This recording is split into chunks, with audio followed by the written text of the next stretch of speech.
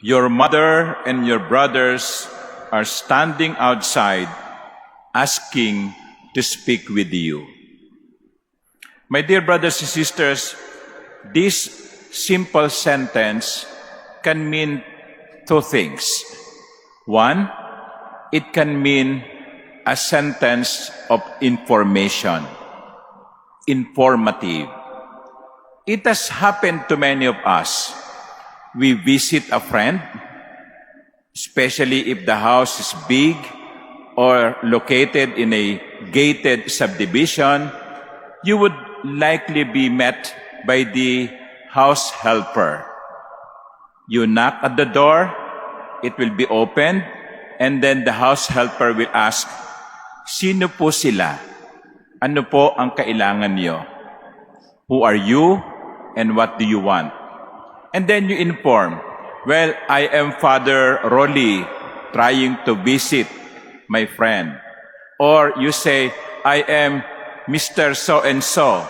Or you say, "I am the mayor," or something like that. That is a simple sentence of information, informative. Perhaps that is what is meant by this simple sentence in the gospel.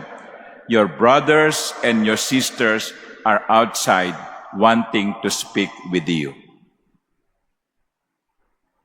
But the second possible meaning, and I'm not saying that that is the meaning, is this.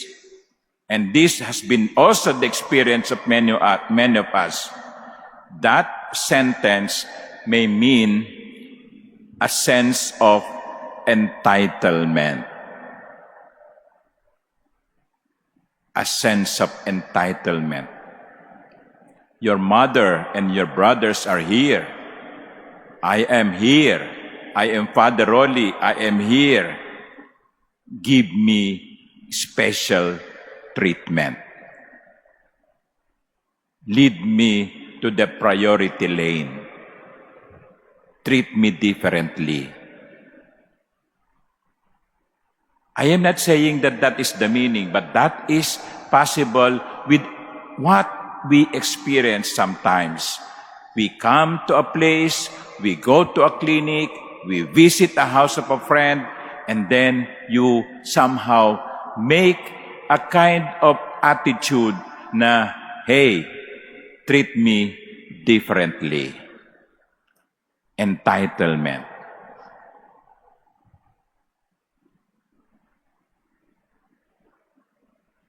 And sometimes we do that also with God.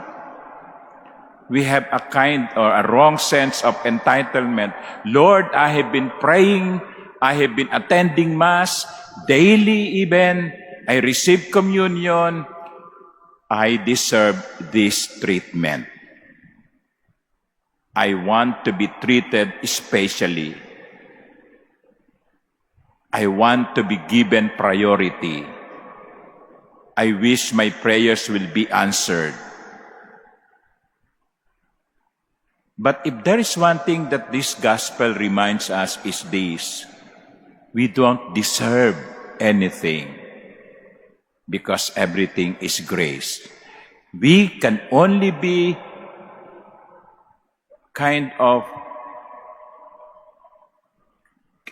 acceptable to God if we listen to His will and do His will. Yun lang.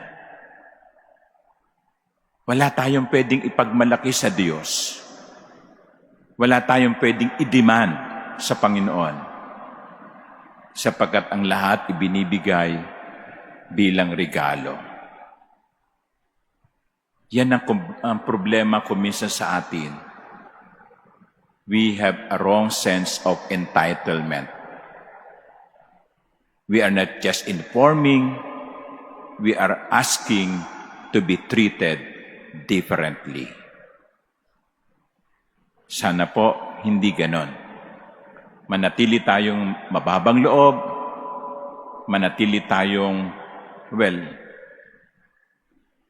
realistic, so that we will always realize na ang lahat ay ibinibigay bilang regalo.